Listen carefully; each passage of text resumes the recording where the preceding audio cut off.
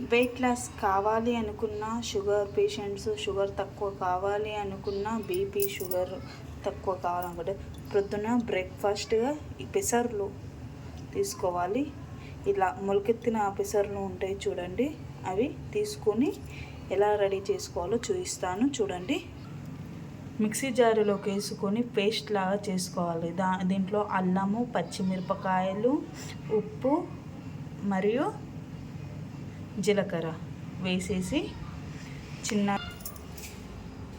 చిన్న ముక్కలు ఆనియన్స్ ముక్కలు చిన్నవి కట్ చేసుకొని దోశ పెనం పెట్టేసుకొని దోశలాగా వేసుకొని తినడమే. చూపిస్తాను అది ఎలా చేయడమో. ఇలా దోశలాగా బ్యాటరీ రెడీ చేసుకోవాలి. ఇలా దోశలాగా చేసుకొని ఆనియన్స్ వేసుకోవాలి.